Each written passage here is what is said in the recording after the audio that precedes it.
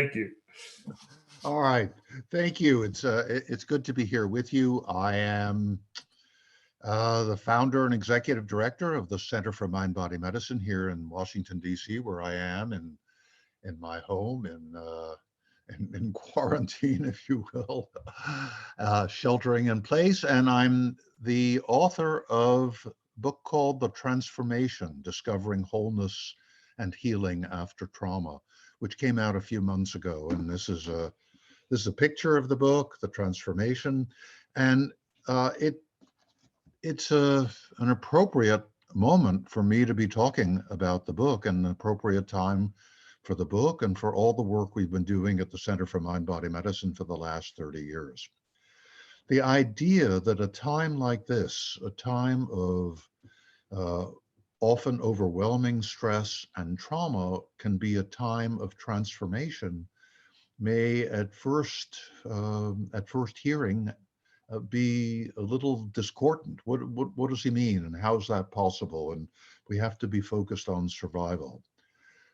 But what I want to remind us all of is of something that's very deep and very pervasive in human history, is that the times of trauma are precisely those times when transformation is encouraged, as we deal with all the challenges that come up in times of trauma, and in which it is most possible. And this is the wisdom of the ancient healers on the planet, the shamans, the witch doctors, the wise women who have been the healers from way before recorded history, as best we can tell from cave paintings, for example, that the wisdom is there, and it was understood that in those times, and it could have been a time of personal threat when a young person had a life-threatening illness, or indeed a psychotic episode, or was indeed suicidally depressed, that if they came through that time, usually with the help of the official healer, and they showed a certain grace during this time, that they were observed to become far wiser than they had ever been before, and far wiser than their years or than anyone would have ever expected. And this became a kind of traditional way of becoming a wise person, a healer and a leader in tribal society.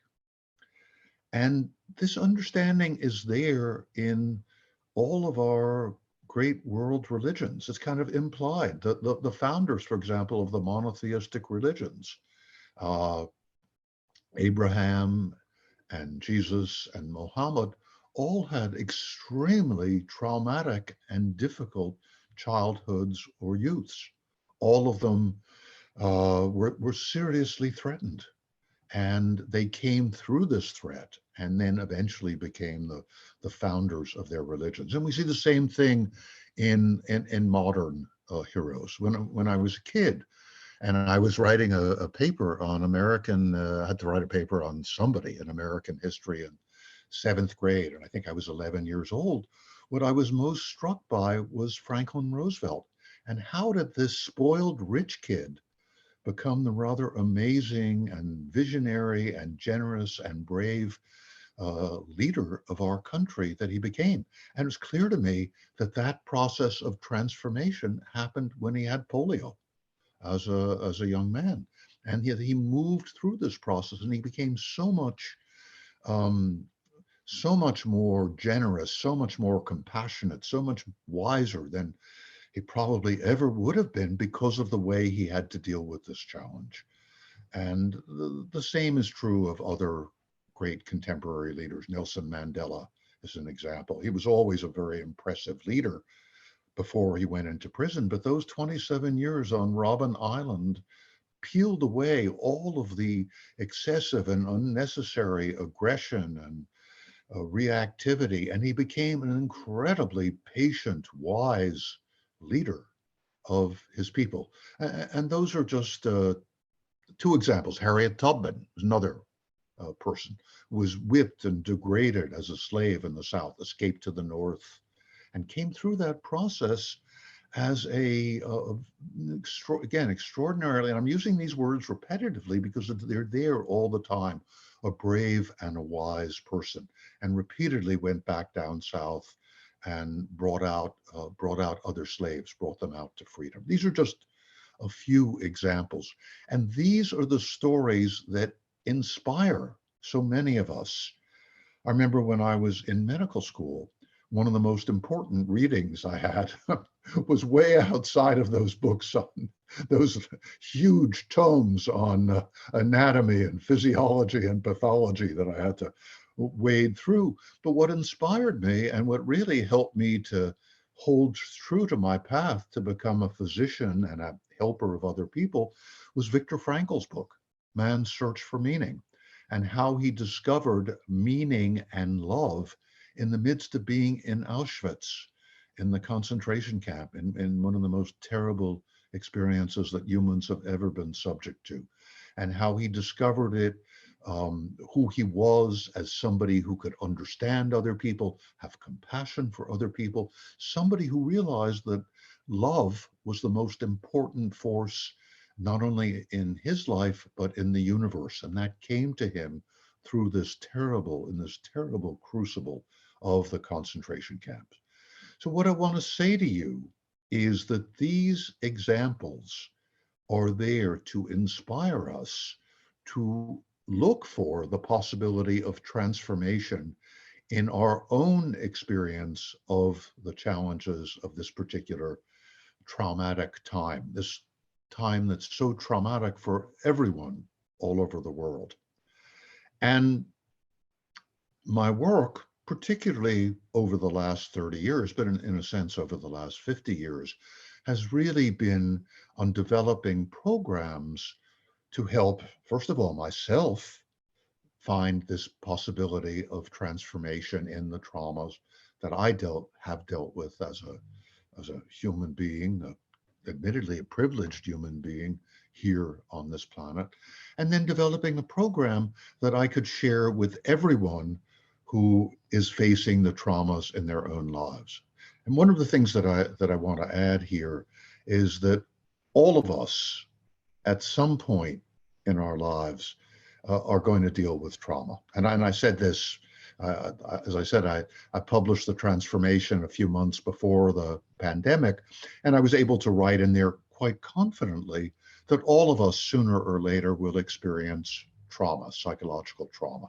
Trauma is a Greek word that means injury, injury to the body, to the mind, to the spirit. And if we don't experience it as a child because of poverty or violence or abusive or neglectful parents or physical illness, we're likely to experience it as young adults or in midlife with the breakup of a serious relationship or a major disappointment at work or our parents, aging parents, illness and death. And if we don't experience it then, anyone who is fortunate enough to grow old will experience it as we deal with physical frailty, the loss of loved ones, and our own impending death.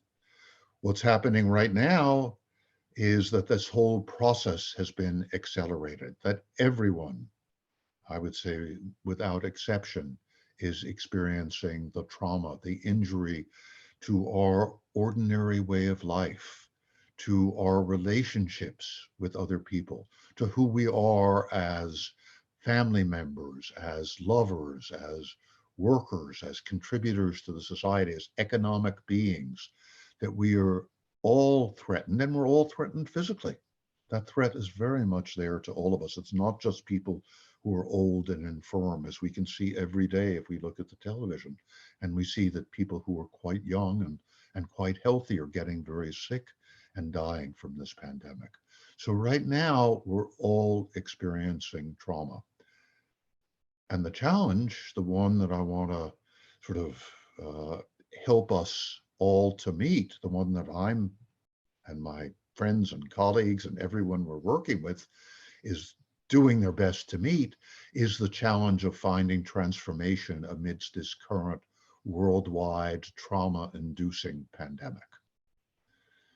So First step is to realize that it is possible to achieve, experience, find this transformation.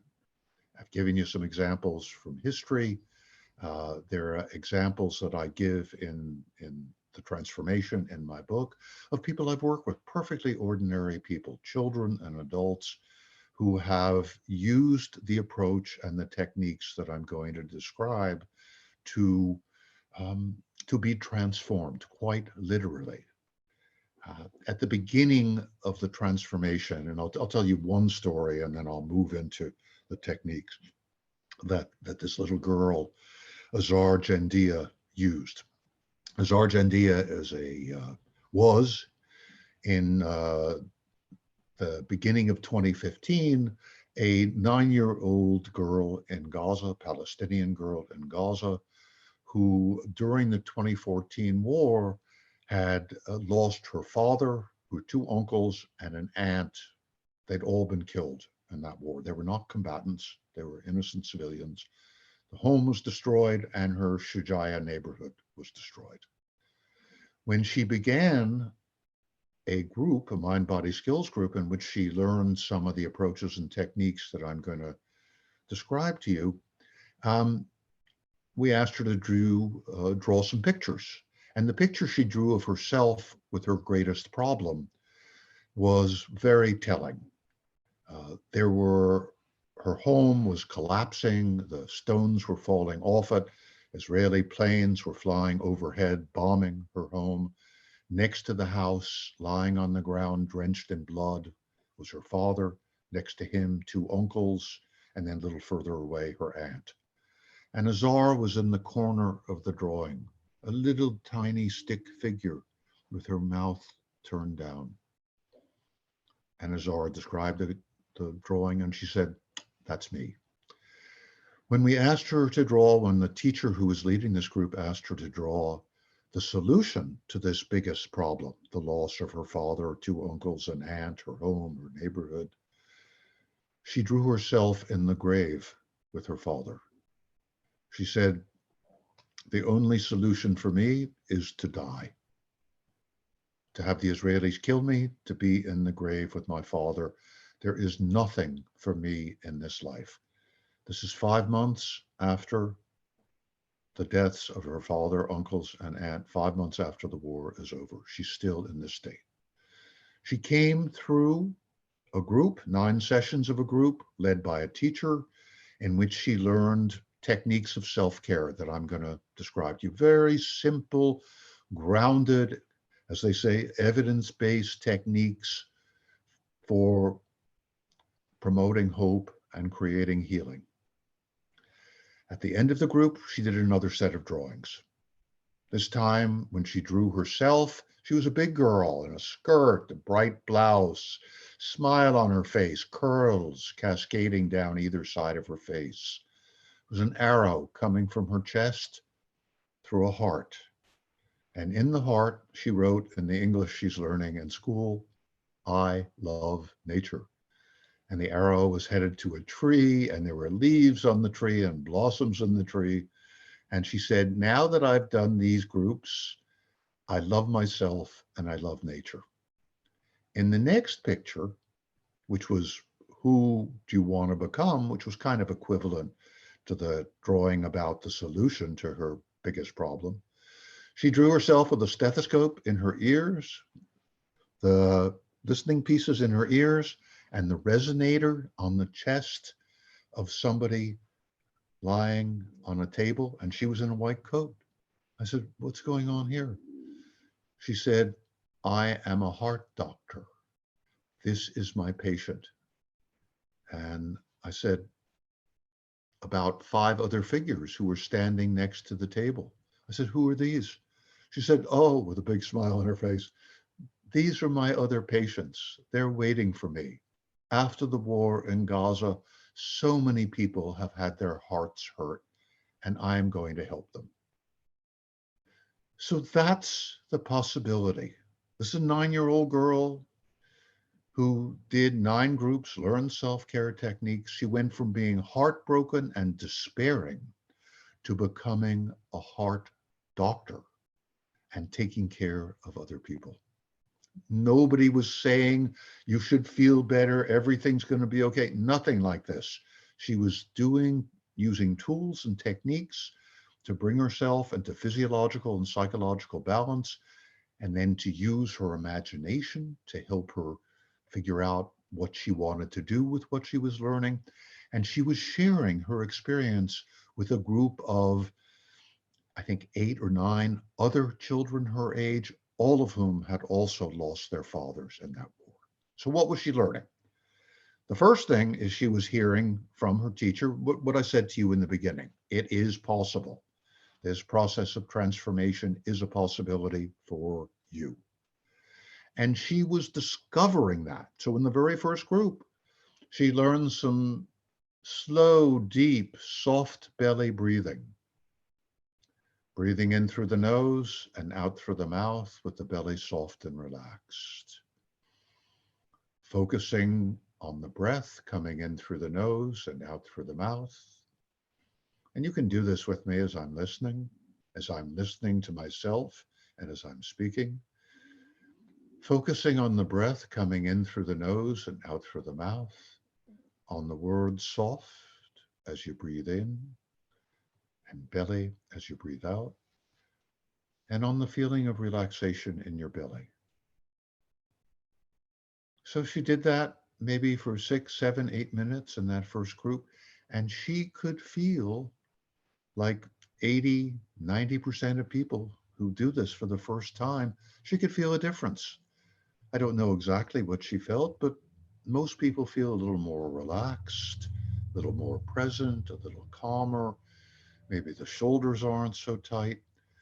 With this slow, deep, soft belly breathing, or for that matter, any other quiet meditation technique, mindfulness, or a concentrative meditation, like soft belly breathing, where you're concentrating on the breath and the words soft and belly. What those techniques do is they're antidotes to the fight or flight response, the stress response, to that tension that we're all feeling. And what we see as we do this, and I would encourage you to do this 5 or 6 minutes, 2, 3, 4 times a day. What we see is that we're more relaxed, we're less irritated, we can focus better, we can sleep better. What's happening is that parts of our brain responsible for fear and anger and the amygdala, they're being quieted. And parts of our brain responsible for thoughtful decision-making and self-awareness and compassion and the frontal cortex are being activated. So on a basic physiological level, we're bringing ourselves back into balance, and we are seeing that we have the capacity to make a difference in how we feel. So that's the beginning. And then the drawings show people what's really going on inside, what's happening inside, and they give them a solution. Now, in Azar's case, the solution was very grim, but it was her reality. Other people's solution may be, oh, there's somebody else in my life. My father's dead, but I love my mother. That's the drawing. And some of the kids did. The drawing is me with my mother or me with my other siblings. So it gives a sense of what might be possible. All of this information and all the techniques I'm going to be sharing with you and many more, and all the science that goes with them and the stories about them, they're all here in this book, The Transformation, Discovering Wholeness and Healing After Trauma, which you can easily get online. So that's the beginning. Second technique that we teach, again, is very grounded in physiology. We teach people to shake their bodies and to move their bodies freely. Slow, deep, soft belly breathing is the antidote to the fight or flight response that so many of us are feeling. I don't know how many, everybody I know at least spends some part of the day being anxious about this pandemic, and what's going to happen to them and what's going to happen economically and what do we do next. And so soft belly breathing is great for that. When the tension is even higher and when you feel overwhelmed and kind of shut down, and I see this and kind of having to numb yourself a bit. And I see this a lot in healthcare workers whom we're working with on online groups. They're so overwhelmed by the situation. People, and so too are people who have to go out and work who don't have a choice in the matter. Maybe they're delivery people or they're clerks in stores, and they're worried all the time about their own safety and their family's safety and economic survival. And the healthcare workers are worried about all the people they're taking care of and their difficulties doing what they have been trained to do, and feeling, so upset about the losses they're experiencing that they sometimes, and we do, all of us do sometimes, we shut ourselves down. Our kind of bodies become kind of collapsed or tense, and we start distancing ourselves, start numbing ourselves because we feel so overwhelmed.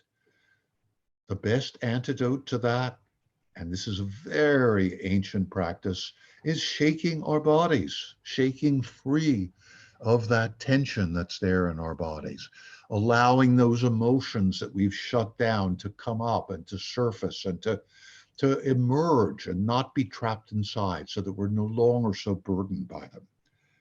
And this is what animals do. If animals ever see your dog in combat with another dog, as soon as the combat is over or you pulled the dog away, the dog's going to shake himself. And that's what we need to do. That's a basic biological mechanism of breaking up the freeze response. So I recommend these two as basic practices: slow, deep, soft belly breathing, shaking and dancing. Again, you can read all about them in the transformation. You can see me demonstrating them on the Center for Mind Body Medicine website, cmbm.org. And these are a beginning, and they lay the foundation for all the other techniques. Other thing that's really important, in addition to shaking and dancing, is just moving your body, especially during this time. Moving the body helps to decrease fight or flight. It helps some with the freeze response, although that kind of free movement of the shaking helps even more. It raises neurotransmitters that go down when we're feeling depressed, like serotonin and dopamine. And it also increases endorphins, which help us to feel better, feel more optimistic. So, and it helps us feel more comfortable with our bodies. This has become such an important part of everyone that I work with, of their routine, and even more important during this pandemic. And once you're in this relaxed state, in this relaxed moment to moment state of awareness, this meditative state, then all the other techniques of self-awareness and self-care become so much easier to use. The drawings, so much more easy to access what's going on inside us and to access imaginative solutions to our problems. What do I do? My kid is here in the home. She's bored out of her mind all the time. She's getting irritable. She's scared. Well, the rational mind may not have a solution to that. But if you're able to get into a relaxed state of mind, you can consult your intuition. You can use guided mental imagery, for example, to consult the wise guide, that representative of our imagination and an intuition, or our unconscious, however you want to think about it, that lives inside all of us. And the answer may come up. Oh, I need to spend more time outside. She and I need to go for a walk, and we need to make a walk an everyday part of our lives. And I think I'm going to teach her how to cook. This is a great time to do that. I'm never home to cook, but maybe that'll be fun for. So these ideas will start coming as we come into a relaxed state, and we can begin to access our imagination through guided imagery, through drawings, through movement of our bodies. There's so many ways, through written exercises.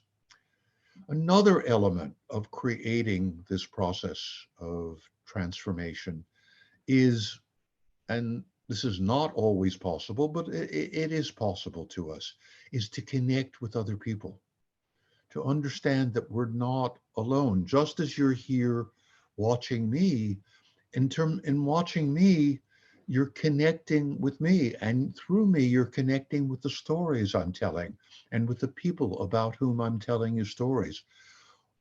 All of us need this connection with other people. This is part of being human. And when we're dealing with this kind of colossal trauma of the pandemic, we need it even more. Everybody I know, I've worked with psychological trauma for 50 years. Everyone I know who has worked in this field, regardless of what other model they may have used, understands the crucial importance of what the social psychologists call social support, which means, in plain English, other people.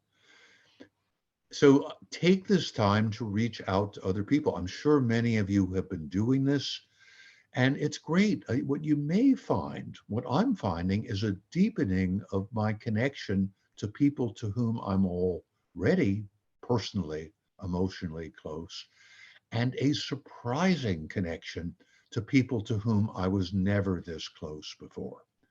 So I would suggest to you that if somebody comes into your mind, as maybe I should reach out to that person, do it. I think 9 times out of 10, you're going to be pleasantly surprised. If nobody comes to mind, what I would suggest you do is just close your eyes for a couple of minutes, breathe slowly and deeply, and ask yourself, is there anybody I should reach out to? And so popped into my mind is my friend and colleague, Sabrina. Now, we talked not so long ago, but and ordinarily, I wouldn't think to reach out to her now. I'd kind of wait till we had a meeting, but it popped into my mind. So there's some wisdom, there's some intelligence there. Maybe we just need to have a laugh together. Maybe we just need to ask about each other's kids. So I'm going to reach out to her. So this is a crucial part of this work of transformation. Another part that's really important, and this is part of a natural process, this natural process of transformation, is that we may well become and feel more generous to other people. Certainly that happened with the people whom I mentioned to you, with that Harriet Tubman and Nelson Mandela and Franklin Roosevelt. They became much bigger people in so many ways, much more generous. So pay attention to those impulses, whatever they are. It's a natural process of this trauma healing and this process of transformation that we want to give to other people. So whatever it may be, I want to be more generous to my son than I maybe usually am. I'm waving. I go out on my porch. I'm fortunate enough to live in a house. I go out on my porch. I do my Tai Chi, and I wave to people who are passing by with their masks on the street. I don't usually wave to people on the street, but they wave back. Instead of giving $1 to the homeless guy on the corner, I wound up giving him $10. I mean, he needs it. He's out there without a home in this terrible time. So I'm paying attention to those urges, and it always feels good when I listen to that. Now, this process of transformation is now, which is ancient, and deep in our human history, is now also being studied. And it's now being called by the psychologists post-traumatic growth. And again, whether we call it post-traumatic growth or transformation or the gifts of shamans or the wisdom of the planet, it's there for us. And what can come out of this is this sense, just as it did for Azar, a sense of hope, even in a time that may be, for many of us, despairing, that if we practice these tools and techniques of self-awareness and self-care, if we experience in ourselves the difference that they make, the decreased anxiety, the enhanced mood, the greater physical flexibility, the greater use and powers of our imagination, the greater connection with other people, as we experience those, this is not theory, this is practical, and the science is there, And as I said, you can read all the science in the transformation, but it's not about belief. This is about experience. It's about going on this journey and experiencing it for yourself. And as it happens, you are likely to find that you are a different kind of person. There's a Greek word called that metanoia, and it's not merely um, changing the way you look at things, it's a change of mind. It's a profound, and it was described of uh, the tax collector Saul, who was struck down by lightning and then became Paul, the Christian apostle. And it total change from a man who was persecuting other people to a man who was committed to promoting their spirituality. So this metanoia, this change of mind, this transformation is possible for all of us. And if we simply practice these techniques, these tools, which I've given you just the barest sort of glimpses of, if we practice these regularly, if we share our pain as well as what we're learning with other people, those other people whom we already know, people we reach out to, perhaps people whom you might meet in one of the mind-body skills groups that we're providing online at the Center for Mind-Body Medicine, cmbm.org. Those groups are available, incidentally, to anyone, regardless of ability to pay.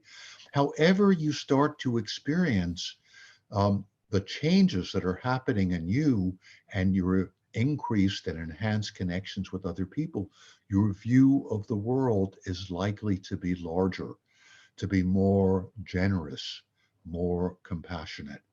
And the opportunity is there to not only experience the blessings of this transformation during this time of trauma, but to bring yourself transformed out into the post-pandemic world. And I look forward to hearing from you, to being with all of you who are interested, who want to reach me and share with me your experience or participate with us at the Center for Mind Body Medicine in this work that we're doing, not only in Gaza and Israel and the Middle East and the Balkans, but all over the United States and now in Africa and Central Asia, and that we're doing online with frontline hospital workers and everyone who's being affected by the COVID-19 pandemic. So this is an invitation. I hope it's educational, and I hope you'll regard this as an invitation as well. So thank you for allowing me to be with you during this time. I'm looking forward to questions and to next steps. Well, thank you, Dr. Gordon. Yes, and as I was sitting here, look what popped up in my email. Tomorrow, the Center for Mind Body Medicine has a free webinar, The Wisdom of the Body. So if they go to your website, right, the cmbm.org, they can sign up to participate in that, correct? Yes, I am doing thank you very much. I am doing a webinar tomorrow. It's called The Wisdom of the Body. You can watch it from 8 till 2 or 3 o'clock tomorrow. And then I'm doing a Facebook Live answering questions at 3 o'clock. And there are a whole bunch of webinars. I think this is the 5th in the series that I've done that are now on the website and anyone can access. Yes, great. Thank you. And then Bev had a question, Dr. Gordon. She thanked you for the interesting, thought-provoking talk. Can you share your thoughts on the women who have been great pioneers, leaders who are often hidden from history? During this pandemic, it's the women leaders who have shown great courage and kept numbers low in their countries by making tough decisions and going against the tide. Well, you know, I think that the power of women and the power of the feminine has not, and the feminine in all of us has not, that is the more generous, the more receptive, the more compassionate and connected parts of us, nurturant parts of us, has not gotten enough credit. I think that women, women have always, in, in every society I know of, women always do more work than men. I'm sort of laughing about it because I see it whenever I go anywhere. I just see it unfolding. So the women are not only doing the work in the world, they're doing all the work at home, the vast majority of the work of child rearing and care of the home. And in crises, women also tend, as a rule, not that men aren't responding as well, but often women will have many more responsibilities. So that continues with the responsibilities at home as well as the responsibilities of working in the world. I think that this is the one of the things that I want to mention is that there is a built-in biological response that seems to be there. There's a psychologist at UCLA, I don't know if you know about this, named Shelley Taylor, who's looked at the females of a variety of different species under stress and looked at women when their community is under stress. And what she's discovered is that there is a somewhat different response in the females, for example, of certain herd animals, as well as in women, humans, when they're under extreme stress. There is the fight or flight response, but there is also an increase in estrogen, female hormone, and the increase in oxytocin, a bonding hormone, and that the behavior tends to be exactly what you're suggesting, is that what women and females are doing is that they're gathering together the more vulnerable members of the herd or the tribe or the community to help to protect them during this time of trauma. And I think the same is happening here. I know, for example, this is a very simple example on our we're sharing on Instagram. We have about 30 employees at the Center for Mind Body Medicine here in the US, and we have 160 faculty. And the vast majority of the people who are sharing pictures of children and pictures of flowers growing and pictures of people in gardens are women. It's like they're bringing us together and they're bringing us the healing power of nature. And it's totally spontaneous. It's not, there's occasional entries from the men, but it's overwhelmingly the women who are sharing this information. So I think that we need to not only honor women who are doing this, but also provide the support that's necessary for them. The tragedy that happened of that young emergency room physician in New York who recently went home and killed herself. She was working in the epicenter of the pandemic. And I don't know the details, but just, reading that story, I mean, I and pretty much everybody I know is crying reading that story. This beautiful, committed woman who somehow overwhelmed and didn't have the support that she needed. So I think what we need to do is all of us to provide that support for each other.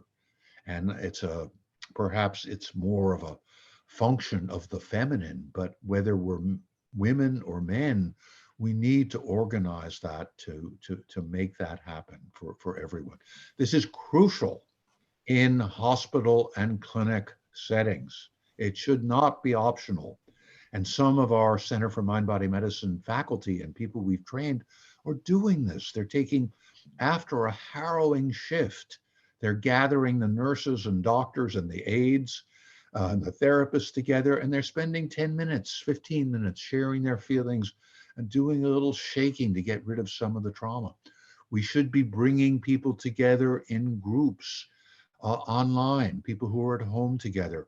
We're doing this regularly with our staff. Every morning, the staff, the few people I work with most intimately and I spend a few minutes before we get into the day's work, sharing with each other what's going on. This should be a regular part of everyone's life. If you're sheltering with a family, take that time with your family. So thank you for the question. I know I've expanded it a bit beyond what you asked, but I think these heroic examples are telling us that we don't want people to have to be doing this. This is the basic message to me, by themselves, that we want to be supporting everyone who is, we want to supporting everyone who's on the front lines, and that all of us, whether we're on the front lines or not, we need and deserve this kind of support from other people during this time.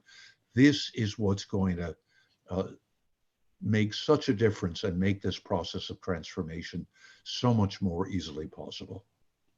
Well, thank you, Dr. Gordon. I want to be respectful of your time. It's 10 to the hour. Would you have time to answer two more related short questions? I'm fine. I really want to respond to. Okay, wonderful. Thank you. So the first is, can you offer your thoughts on the power of music and how it can lift our spirits and heal us? And then probably related in the same context is, can you say a little more about the drawings, particularly for how someone might use it in the home at this point, as a novice? Can you say that again just a bit louder? I didn't quite hear it. It said, can you say a little more about the drawings, how to facilitate and when to use them at home? What would be an example of just someone in their home now? Would they draw now and then in a couple days? Or so if you could mention music and its effect and how we can use it at home, and then the drawings, and then we'll wrap up then. Sure. No, happy to do that. So the drawings, the basic first set of drawings that we use, that I teach in the transformation and that we use in our mind-body skills groups, and that any of you who would join a group would learn how to use. But you can also do it at home. You get 3 sheets of paper. And on the first sheet, you draw yourself, and you don't worry about artistic ability. There's no Ms. Grundy there who's going to grade your drawings. Just draw. This is the way of kind of getting out of the self-consciousness that most of us carry around, and just letting your hand move across the page quickly. Draw yourself, whatever it looks like: representational, abstract, blobs, stick figures. Put that drawing away.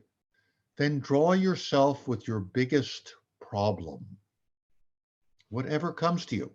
And you say, well, maybe there are 3 problems or 4. Draw them all in there. See what comes up. See what it is. It may be, you may draw yourself in a house with the windows closed and the shades pulled down and you're in a corner, whatever it feels like.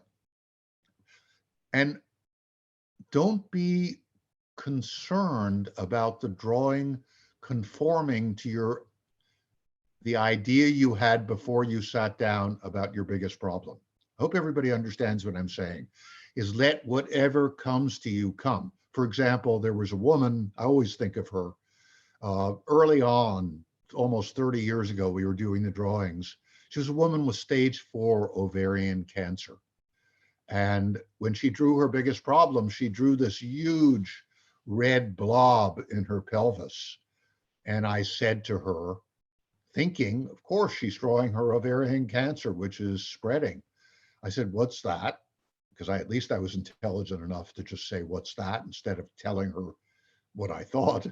She said, that's my anger at my husband. I'm furious at him. When she drew her solution, so whatever comes, that's your biggest problem. When she drew the solution to her problem, she and her husband were sitting in 2 chairs and they were shouting at each other. They were beginning to talk to each other to resolve this hurt and anger they had between us. So that's the 3rd drawing. So do those 3 drawings. And yes, maybe in a few days or a week, do them again. If you're doing them with other people in your household, share them with each other. You can do this with kids, and kids love it. And they have no problem with this. And when you share, the idea is no analyzing, no interpreting. Just let each person put down the drawings, and say what she or he sees in the drawings. This is an idea that you're going to learn for yourself. This is not for somebody else to analyze or interpret, not for anybody else to fix you. This is a way of tapping into your imagination. So use these 3 drawings. You can use them periodically. The second set of drawings that we do, which we usually do after a period of, which I do at the end of the transformation after people have used all the tools and techniques that I'm teaching, which we do at the end of a mind-body skills group, is another set of 3. And you can do these too. I would advise you to do some of the self-care techniques, do a number of them first, and you're more likely to see something really interesting. Is that you draw yourself again. Next drawing is who or how you would want to be. And the third drawing is how you're going to get there.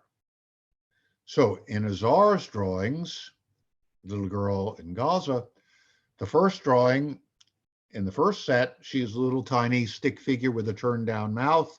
In the second set, after she's learned and used the techniques that in the small mind-body skills groups, the one I teach in the transformation, the ones I teach in the transformation, she's a big girl. She's in a skirt, and she's got her curls, she's got a whole body, she's got a smile on her face, and she's in nature.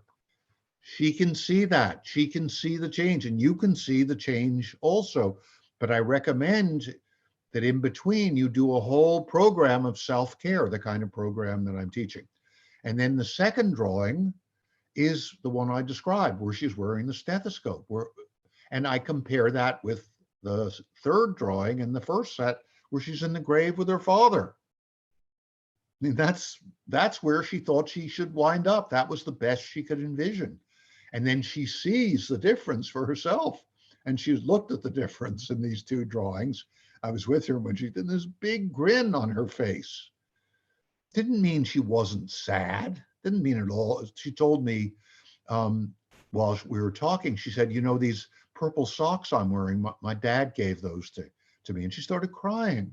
She still misses her father, but she has hope and she has a future in mind. And then the third drawing that Azar did, she's sitting at a desk. She's got books piled up all around her. And I said, Azar, what's this? And she said, I am studying hard so I can go to medical school. So that third drawing, in her case, it gave her very practical steps about how she can get to where she's going. It may be more metaphorical. The second drawing, you may be feeling freer. And how do you feel freer? How do you get to where you want to be? It may be, you know, doing yoga postures. It may be going out in the morning and, you know, dancing on your fire escape. I don't know what it's going to be, but it'll come up, and it's going to come from that unconscious wisdom. So these are the sets of drawings. Please do them yourself. You're welcome to them. This is we develop them for our work at the Center for Mind-Body Medicine, and they're available to you to use. Now, just a few words about music. Music can be so important in this process of healing. Music helps to free up our imagination, helps us to mobilize our bodies, brings us into can bring us into a more peaceful and harmonious state. So there's listening to music. Listen to music now that inspires you, that you want to listen to. And I'm a little careful. I mean, I don't mean careful in a kind of compulsive, geeky way about what I'm going to listen to, but I think what do I want to listen to now? And so, you know, what I want to listen to, it may be some Mozart symphony right now, or it may be some jazz, or it may be folk songs, or when I'm going through a hard time, to help me experience my sadness, I may want to listen to blues. So I pick out music that's going to help me and inspire me, not always make me feel good. The blues, encourages me to feel sad, but as I feel that sadness fully, I'm able to come through it and I do feel better. So I can use music in that way. I also, and we also at the Center for Mind Body Medicine, use music to accompany the tools and techniques we teach. So for the shaking and dancing, I use fast rhythmic music, happen to use electronic music without words to promote the shaking. And then after the shaking, I may stop, have silence for a couple of minutes, and then I put on music that moves and inspires me. And I like I like reggae. So I put on Bob Marley's Three Little Birds or Jimmy Cliff, You Can Get It If You Really Want, or Desmond Decker singing, I can see clearly now the rain is gone. So I put on what's going to move me, but if something else is going to move me, I put that on. That's what I'd suggest to you for the shaking and dancing. Fast driving, rhythmic music for 5 or 6 minutes, couple minutes of standing and just relaxing, and then music that moves and inspires you. For guided imagery, when I'm encouraging people to go inside and mobilize their internal wisdom, I'll use a kind of dreamy, journeying kind of music, maybe a Native American flute music, for example. Carlos Nakai, I happen to like. So music is so important. It's also great to sing together. I think this is a time of, again, the importance of being with other people. If you're with a group of people in the house, or maybe if you're on a Zoom call with people, why not sing? Have a good time singing a song together. We always do this at the end of our trainings in mind body medicine. We sing a song. Our faculty and staff sing a song, and we invite everyone to join in, and it brings people together and is inspiring. So yeah, music and drawings, and also don't neglect writing. If you can write, it's great to write in a journal. Just write down your feelings every day. You will feel better, and there's lots of scientific research on it. Just write your feelings down, whatever comes to you, 15-20 minutes a day. Well, In yes. us to heal ourselves. Within it, we have the tools and techniques within us. My work, the work of my book, The Transformation, the work of the Center for Mind Body Medicine, is to share those tools and help you to use them and encourage you to get together with other people and to use them together. Well, thank you so much, Dr. Gordon. And it's so fun to watch your book come alive and hearing and seeing you this morning. And I'd certainly encourage our viewers that this is that time of transformation, but we're so honored that you would spend this time with us. And this will now be broadcast on our YouTube channel. And I can send Tiana the link so that you have it there at the center as well. So as Dr. Gordon offered, the Center for Mind Body Medicine, cmbm.org, has so many resources. So thank you, sir, and stay well and stay safe, and thank you for your work. Thank you so much for giving me this opportunity, and thank everybody who's going to watch this. I look forward to hearing from you and maybe seeing you or you seeing me again. So thanks again. Bye-bye. Okay, bye-bye.